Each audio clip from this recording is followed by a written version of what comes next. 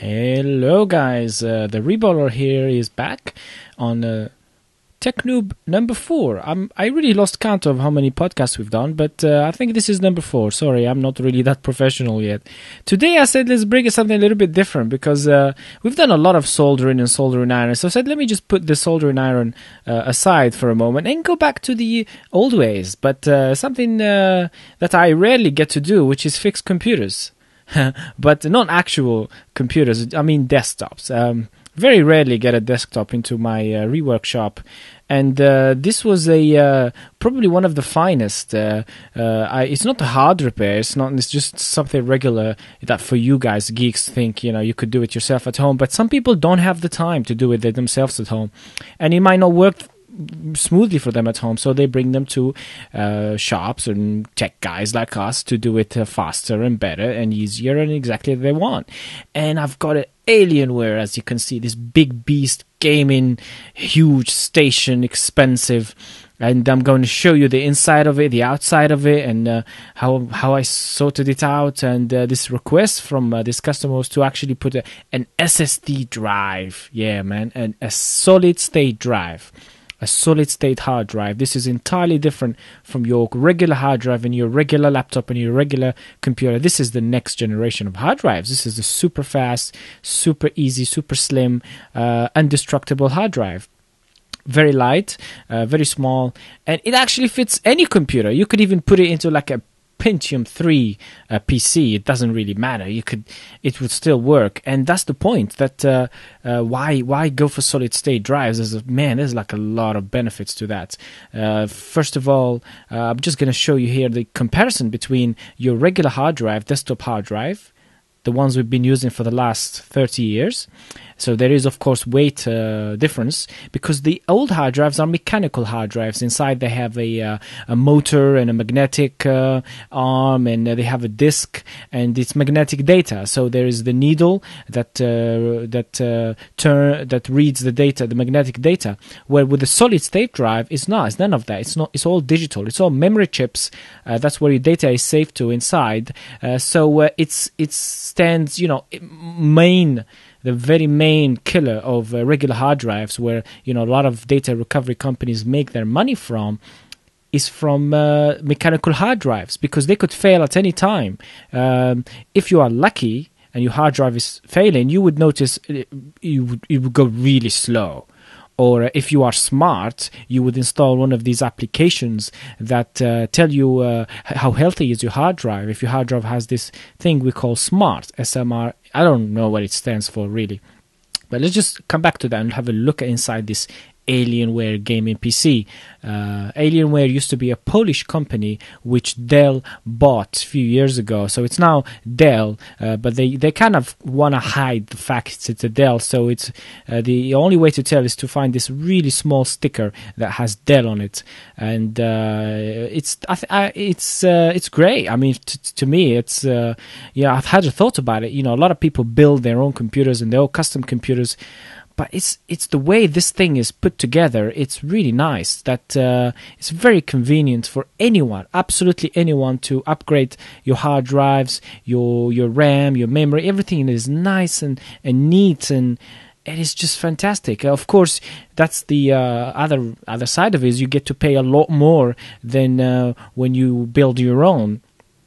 So it's all. It's got 2 graphics cards running in SLI mode. It has this. What I really liked about it is this bays where you insert your hard drives and take them off. You got 4 bays for your regular 3.5-inch SATA hard drives, but in this case, the customer wanted to put a solid state drive because he wanted it a lot more faster than it already is. It has an Intel i7 930 processor. It's liquid cooled with one of those sealed liquid cooling units, as you can see, which is I've had one of those, and to be honest, they're not bad. They do a good job, but the downside about this is that 3 years later they start to leak because they're not meant to last forever. They're all one sealed unit. You can't replace tubes or anything. But for the regular user, that's fine, and you could easily replace them. You can get a Domino one or whatever other brands that are out there. But it's just nice and neat. That's what I liked about it. Look at how the cables is all it's all it has these clips, and you if you want to add another bay, as you can see, I just pop out the clips, and you could access the wires. It's just so neat. No matter how many times I tried, maybe I'm just a noob on my custom built PC to make them nice and neat. I just couldn't. Even though I use them, those cable tied, and it just can't get it to that level, to be honest. So I was just looking at where I'm gonna fit the SSD drive. Since it's a 2.5 inch, yes, you can't get 3.5 inch solid state drives. They're all laptop size, 2.5 inch. But you can buy a sorry about my dying draft out there. You can buy, yes, I have dying draft. So and it's medical, it's not hygienic. So yeah, you can get these sort of converters. They just like these metal bits to convert any 2.5 inch solid state drive into 3.5 inch. However, in my case, because I don't get PCs every day, I probably get one a month, so I don't stock these kind of things. I'm a laptop repair, I'm a component repair guy, not a PC upgrade, but I will offer that, of course. So I said, to save time, rather than ordering it online and waiting a few days for it, I'm just gonna do it the DIY way. This is the whole thing about custom. So I've realized that they did have sort of 3.5 inch converters already included with the computer, with the Alienware, but they were not built, of course. The holes were not meant to be for solid state drives. So all I decided to do was to simply do a custom job where I would drill holes to make the SSD fit. And it does not, because there's nothing mechanical out there. It's not, for example, vibrations won't affect solid state drives. Some people just, they just have them. I have 2 solid state drives in my PC, and I just have them hanged. They're not hooked up to anything because it's all digital. It's all flash memory. Nothing can affect these from like vibrations, or if they drop, or that's the great thing about solid state drives. They are much more durable. So I've decided to just get my driller and drill a few holes. I'm going to show you here to make the solid state drive fit. And because I could not fit it into the regular bay. Just a couple of holes with your regular driller. It's all aluminium. It's not going to hurt anything. And that way I get to say, because I want to do it the next day. I didn't want the customer to wait too long. When I've looked at PC Word stuff, they don't even know what they, I wouldn't have PC Word nearby where I could go and drive and buy one, but they didn't have it.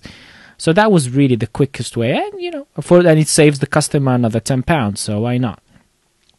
So this is the thing, going back to solid state drives and why they're so good is when they came out, I remember about 4 years ago, they were really expensive. They were like, damn, like you could not afford it. And the space was really small. That's the downside. A 60 gigabyte solid state drive was like £300 when they came out. The other thing, it was a new thing. They had a lot of bugs, a lot of problems were reported online. So I was really afraid of getting one. And now I got 2. Kingston had done an awesome deal on a 256 gigabyte solid state drive for £99. So straight away I bought 4 of them. 2 I already shipped to my customers, put in their laptops, and 2 I'm using myself. Now, for the noob, who don't understand the difference between solid state, I've already explained you the difference in hardware. It has no magnetic disks. It's all flash memory. If you think about it, what it actually is, your camera, your digital camera, the flash card that you put inside your digital camera to save pictures of. Basically, a solid state hard drive is a circuit board with about 8 of those. That's, in a nutshell, that's really it. It's about 8 flash card in there, but they are quite a bit different from your regular. They are faster, they read data better, they are like the premium version of your flash memory. And of course, they have the circuit board that can read all of them and manage to save the data in all of them and fetch data from any of them.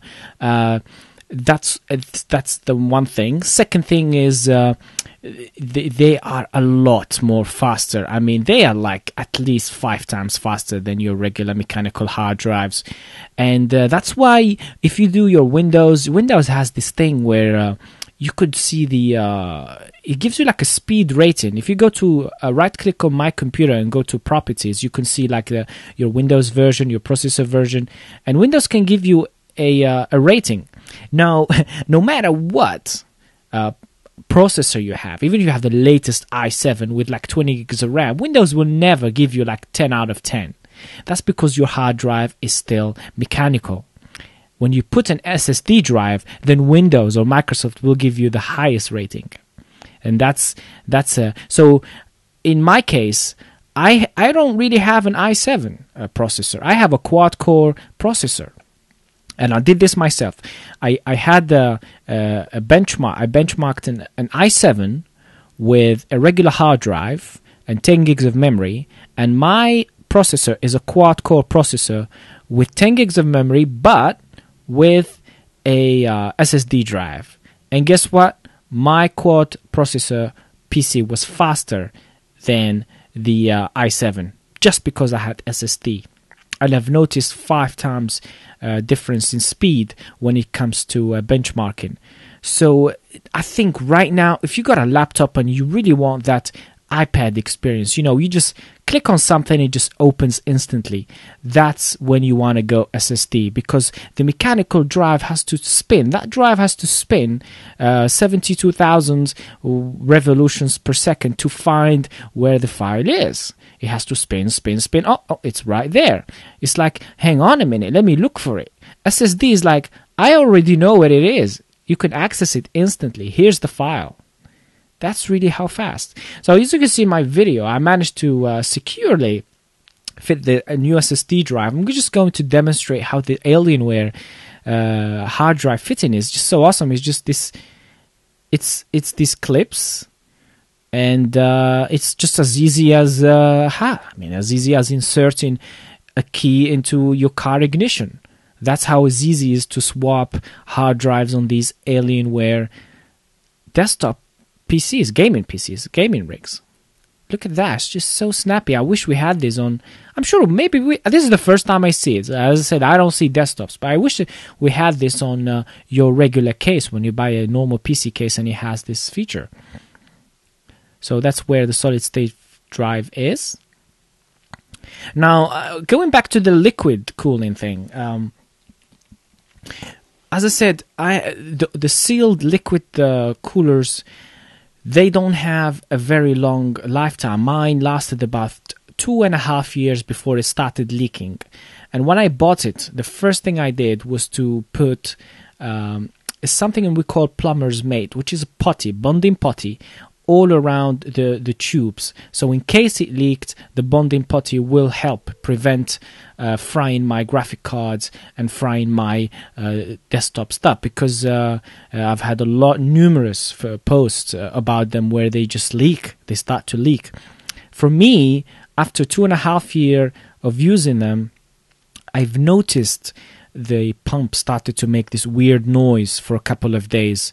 And I'm like, I'm not going to ignore this, because I know the thing with computers is you start seeing small problems, just like anything else, just like cars.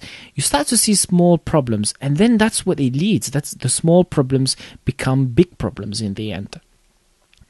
And I'm like, no, this is weird. I've never heard this noise before. I better check it out. So what I did is I took the whole unit, my Domino liquid cooler, and I put it on my bench, and I said, I'm going to have a look at it tomorrow. I really don't have time to check it today. And guess what? The next day, I went back to the shop, and I went back to the Domino, and it was like, oh man, this spill everywhere. It had this, forgive me for my language, but it was like, it was like someone had urinated on my bench. That's that liquid they use. It smelled really nasty, and I guess that's what happened to me. It leaked, even though it was just sitting on the bench. So luckily, I kind of prevented my very expensive Radeon graphic card from frying. So I went back and put my air cooler, your regular fan cooler, put it back on the motherboard. I'm like, I'm gonna get another one, or I'm gonna buy another custom liquid spill. And you know what? I haven't. It's been 3 months now, and I haven't got the liquid. I've realized that I have this big monster fan, CPU fan, and heatsink. I think it's Thermaltake Monster something, or Thermaltake Giant something. And you know what? It's actually quieter than my Domino liquid cooler. It is. I mean, I'm like, and it does almost the same temperatures as I was getting before. With the Domino, I was getting 35 Celsius when it's in idle, and about 45 Celsius when I'm playing games. I'm getting 40 Celsius on idle with my Thermaltake fan, and I'm getting 55 Celsius when I'm playing games. So, and it's quieter than my liquid. So I just decided just to stay with air. So I think it's kind of that hype, liquid. Let's get liquid. It looks cool. It sounds cool. But in the end, it's not really worth it. Unless you're getting a custom cooler, like custom tubes, custom pipe, high quality, and you pay a lot of money, over 200 quid for a setup, yeah, go for it. Otherwise, not worth it. So a screenshot of the 12 gigabyte RAM on this Alienware. It's got Intel i7 2.8 gigahertz. It's probably the 930. And we've got the, luckily came with, it's not lucky, but it came with its own Windows 7 disks. And the installation on an SSD drive was like 20 minutes. Now, the other thing is, the customer, of course, I suggested to have, in most cases, if you're into upgrading hard drives on your desktop for SSD, that's what you want, because SSD drives are expensive. Yes, they are. You want your operating system to use the SSD, but you want your data, your programs to be installed on a regular hard drive, on your 1 terabyte, 2 terabyte regular hard drive. And that's exactly what I've done here. The Windows is installed on a solid state drives, so it benefits from the solid state speed. The games will be installed on a solid state drive, but the data, like the pictures and the documents, which you rarely go and have a look at, are on the 1 terabyte regular hard drive, because regular hard drives are a lot cheaper than solid state when it comes to space, and that's the smart way to do it. And of course, the economical way, I'm not sure you can get 1 terabyte solid state. I think the maximum these days is 500 gig. That's what I know. I'm trying to catch these weird things on top of the these are like air vents, and they freak me out. They move on their own, like they're supposed to move according to temperature, and if it's too hot inside, they would open up and let air go out. But they freak me out. They really do. It's like, it reminds me of the Alien, from the movie. And imagine you're sitting in the dark playing some Left 4 Dead game or something, and then all of a sudden these things move. It's freaky. It's really freaky. I don't want that. But I couldn't catch them. They were always moving, but when I pointed the camera at them, they did not move. So I couldn't really catch that for you. But it's freaky, really freaky. Just putting it back together, cleaning it all from dust, and just regular service. This is as I said, rare for me to work on desktops because I live in London, and London is a very small city. Not very small. Okay, London is a big city, but the flats, the rooms are very small, and it's you really have to have the space for something like that. Such a big thing. And in London, we really treat space more than anything. Our flats are very small comparing to you guys in America or France, or very small rooms. The house may look big on the outside, but the inside is always small. So that's why most of us tend to go for laptops, even in gaming, just to save space, because space is very important to us. Just wanted to see here in the dark how it looks. They illuminated the disk bay. Oh yeah, and this is the other thing. Yeah, this is the other cool thing about it was when you open the side case to have a look at the inside or to do upgrades, even though the Alienware isn't hooked up to the power, there are these tiny LEDs inside the case that illuminate to let you see better, and that was really cool. Without any power, without any mainly, it's like your car's, not bonnet, but your car's like your car's bonnet. When you open it up, this light illuminates so you could see where you put your shopping and stuff. This is how it is in this PC. It's nice. These tiny LEDs that I think it should be powered by some batteries inside, which is really cool, very helpful. You'll be able to see inside. Now I've downloaded the benchmark for hard drives. Yes, so because you can benchmark a processor or graphic card, you can benchmark hard drives, and it's called Crystal Bench or Crystal Desk something. You know what? I'm dyslexic, so I can't remember names of things. But if you Google Crystal Mark Disk Bench, you'll find the Crystal, because Crystal Mark does hard drive testing and also does hard drive benchmarking. And I did the benchmarking for the SSD and also did the benchmarking for the regular hard drive. And remember, the regular hard drive is brand new and no operating system is installed on it, and you'll still see a huge amount of difference between the two. And this is the other thing with your regular hard drive. When you have your Windows installed, when your operating system is installed, the more you use it, the slower it will get, because it's going to store a lot more data. Windows is going to play a huge role in slowing it down. That's why when you buy a brand spanking new laptop or a PC, it's always fast for the first 3-4 months. And then, 6 months down the line, you start to see it slow down because it can't cope anymore. It's the more data you put in, the slower it gets. But that's not what you get with solid-state drives. No, they no matter how much data, no matter how long, they're always gonna be consistent. They're always gonna be fast. And for me, I didn't, of course, there are differences in the more you pay, the faster a solid state drive you get.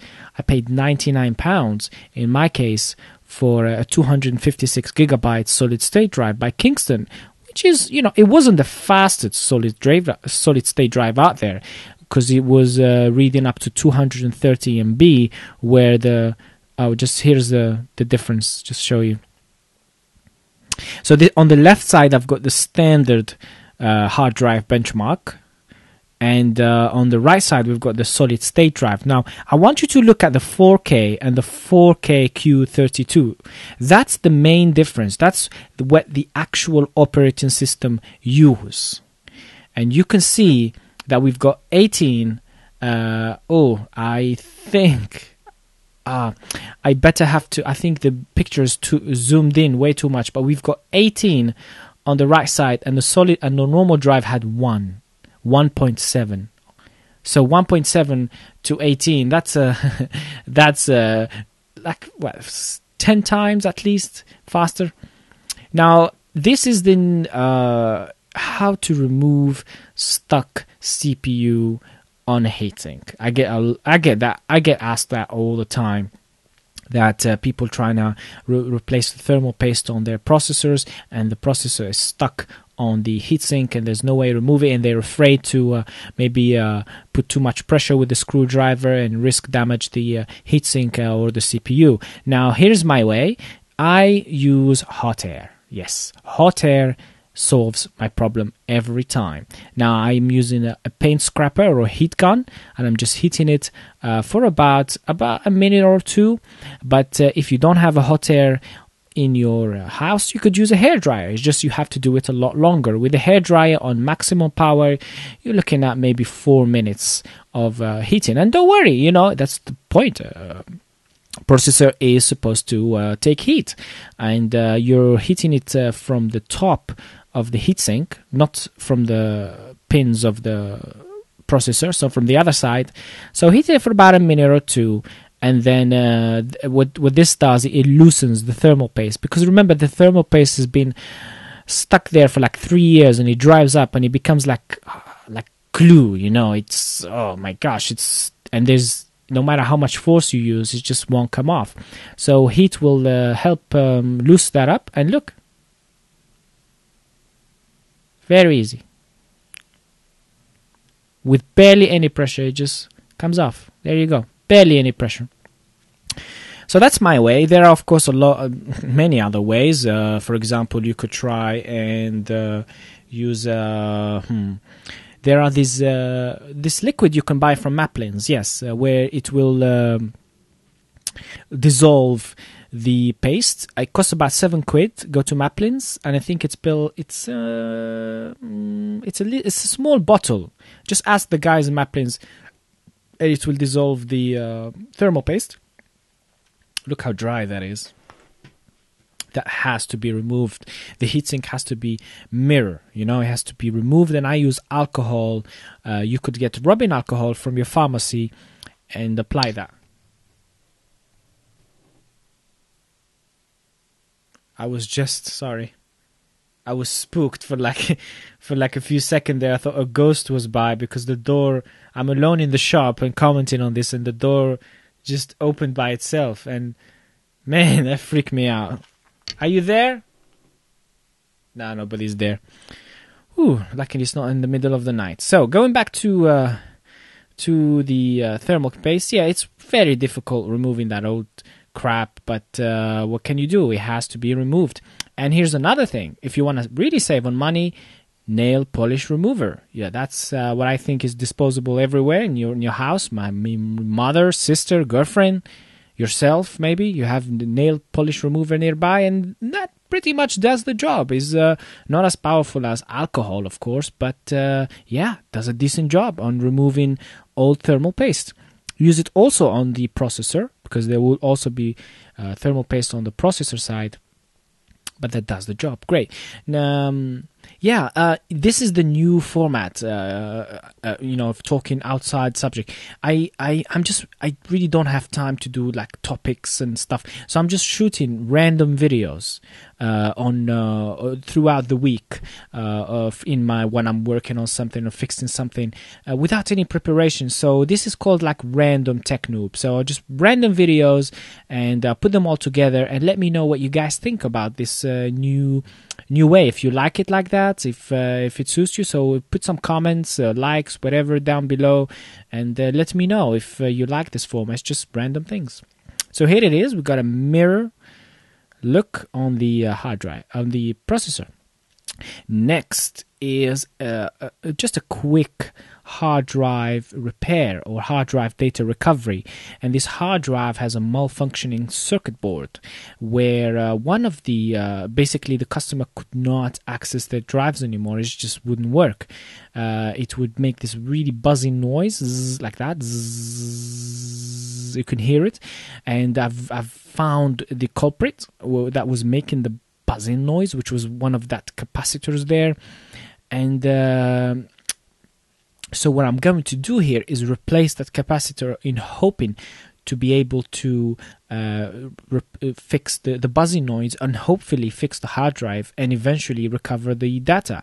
So before I do any soldering job, I always take pictures so I can always know where things go and where things were. And it's also just, for archives and for peace of mind, taking pictures. Now with this hard drive, the issue for me was, normally you would replace the circuit board. It's a no-brainer.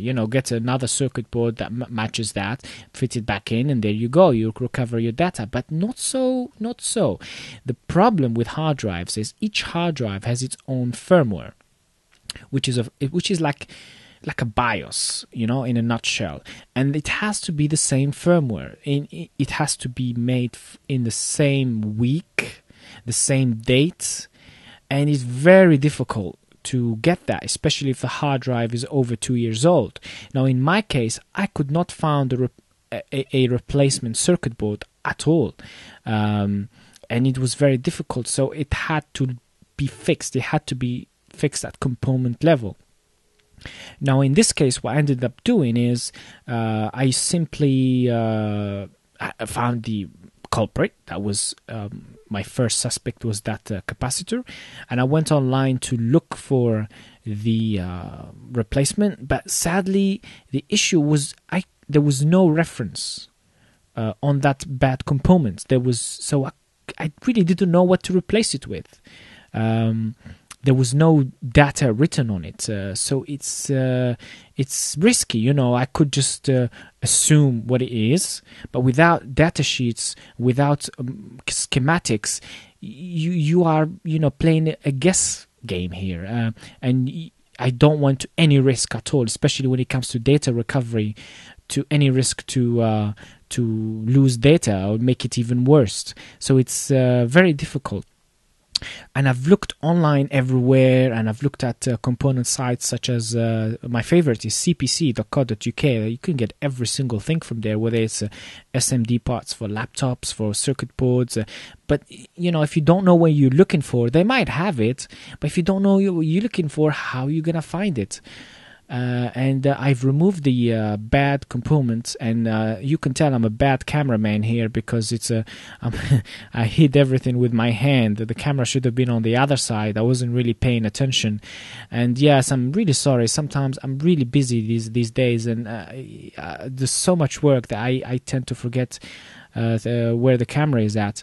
So I've removed the culprit and tried to look for a replacement online, and I couldn't find the replacement online. So what I ended up doing in the end is I said, you know, let's just try this. So I bought another hard drive. It wasn't the same hard drive because I couldn't find the same hard drive. I couldn't find the same circuit board. And I ended up buying something that was made a year after that hard drive. It was a Seagate hard drive, and I had the reference number, and nowhere to be found. The only way actually what I found was in USA, and it was just too much, too far, too long. And so I ended up buying the same hard drive made a year later. And what I've done is remove the component, which was this little components that was there, and took it off from there, put it back into the hard drive that I have, and bang, it worked. It was great. I was expecting to also end up because I said, if this doesn't work, if replacing just this component, this little capacitor doesn't work, I'm not sure whether it's a capacitor or a fluoride. There's this other name, fluoride something. But if that didn't work, I was even prepared to replace the firmware chip, which is to use the circuit board from the new hard drive that was made a year later, but then remove the firmware from the old one and put it into the new one. And that way I have a completely working circuit board because it's brand new, but using a old firmware chip. But it ended up a lot easier than I expected. Of course, I could have saved a lot more money if I knew exactly what the component was and only end up buying that component and not having to end up buying the whole hard drive, because this way I've kind of wasted the whole hard drive. By the end, this is data recovery, and it's the customer was prepared to pay for a whole new hard drive, and he's happy to pay, because his data was a lot precious to him. And, I think this saved him having to go to those data recovery labs, and who would have charged, I guess, 4 times more than what I ended up charging him. So that was brilliant. That was a great fun doing this, and I was really happy and, chuffed that I could do such a thing and recover it, and it's great. I wish I could do more of these. This isn't something I end up doing every day, but, once a year thing. And so how I identified the bad component was the buzzing noise. It was making this buzzing noise, and I've done, and I removed it and I did an arm test, and it wasn't giving me a 0 or a 1. It was giving me a 0. Yeah, it wasn't giving me 0 or 1. Yeah, it was giving me 0, but not 1. So. Or the other way around. I forgot. Can't concentrate. And here's the hard drive with the fixed thing. So yeah, so there we go. If you have a hard drive that's gone bad, now it's really difficult to determine whether the hard drive or the circuit board. And in my experience, if the hard drive is completely dead and does not spin, then it would be more likely a circuit board issue, and you could replace the circuit board entirely if you can find the same one with the same firmware date. Yeah, the same. So you will find all the details on the hard drive sticker. It would say the model number and the firmware, F3.5, F7.5, and also it will say the date. And the date is a code. It will be, for example, 0609, which means, or 06 would be January, February, March, April, May, June. Yeah, June 2009. That would be the code. And that's how you can get the same circuit board. And try that first. And don't pay too much for a circuit board. If you look, for example, it's like a 30 to 40 pound circuit board, yeah, go ahead. You know, it's worth replacing. It's very easy to replace. Unscrew the old one, screw in the new one. But if you're hearing cracking noises or the click of death, like we call, or yeah, that's when you've got a mechanical problem with the needle, where the needle is confused inside the hard drive, and that's when you would require a data recovery lab, because they have an air-free room. They also have the tools, because the tools to lift discs and magnetic needles is very expensive. You know, I can do it, but I don't have the money to buy those tools to do them. That's why they're the guys for that. And you could end up paying about £4,000 to £1,000 for data recovery, where if the hard drive is completely dead, like there's absolutely no sign of power, like you plug it in and there's nothing, or you plug it in and the light is flashing, then that's most likely a circuit board issue, and it's a no-brainer. Unscrew the old circuit board, screw in the new one, and that's it, really. It's very easy to do, doesn't require much complex stuff. But in my case, I couldn't, because I could not find the same circuit board with the same firmware. It didn't work. So I ended up removing the bad component, and removing components for the new one and putting it into the old one, and with luck and my magic hands, you know, I have magic hands, it turns out anything I touch kind of works. So with some magic, say abracadabra, and or pray or make a prayer or whatever you want, and there you go. Hopefully I'll be lucky with that. So that's all about hard drive, my little hard drive recovery. So next I've got my Zalman. And yes, that is what I'm doing right now. Yes, I am scratching my brand new Zalman VE200 virtual drive. I am literally destroying it, and it's brand new. It's 1 day old. And you might ask me, why the heck are you doing that? Well, I'll tell you. This is the third or the fourth Zalman in 2 years. Now, I'm not going to go into details of why this is my fourth Zalman, but I'm going to tell you exactly why I'm doing this. I'm using a, what do you call this? I forgot. My English isn't perfect. And I'm basically trying to destroy the casing, the outer casing, make it look as ugly as possible, and make it look worthless, because my last Zalman, my third one, was stolen from me. It was stolen by a customer. It was on the desk, sitting like, innocently looking Zalman, and he didn't hurt anybody. It was always doing its job. Yes, it had the USB connector broken, and I had to resolder it, but I always expect that from any Zalman. And if you have a Zalman virtual drive, then you're a tech, and you must be able to resolder that back on with your soldering iron. Now, this last Zalman was stolen because it was in its nice black case. For the customer who stole it, she thought maybe it was an iPad, or maybe it was a phone, or it was some sort of computer, because it doesn't look like your regular external hard drives. And she thought maybe it's worth a lot of money, so it was maybe worth nicking. Now my idea here is, this is the fourth one I bought brand new, is to make it look as ugly as possible, make it look destroyed. So hopefully, even though I for once will forget my Zalman sitting around on the table or in the customer waiting area, that hopefully will deter people from nicking my precious Zalman. Now, luckily, there was no personal data on my old one, and I don't think it would be any use to whoever stole it. And I know who stole it, actually. I do know very well who stole it, but I just don't have any evidence against that person.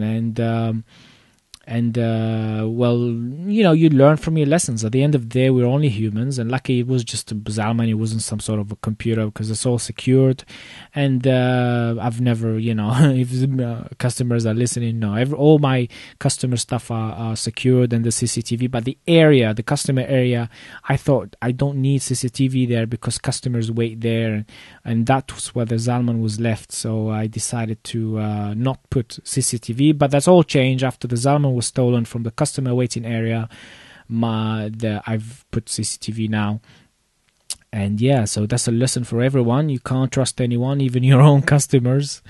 And I put in super glue. So after I scratched it with a screwdriver, with my driller, with a sandpaper, I'm putting now glue, super glue, and left it for a while.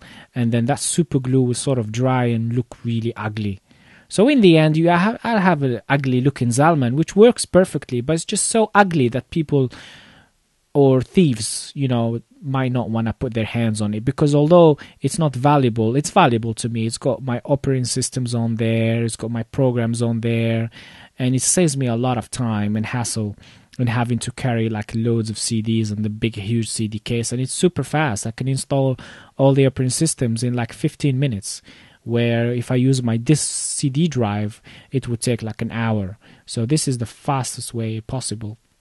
And it's ultra portable. It's very small, very tiny, and also works as a backup drive. While before I install Windows, I would load Linux on it and load into my plug into customer's laptop, load Linux, back up the data into the Zalman itself, because it can act as an external hard drive.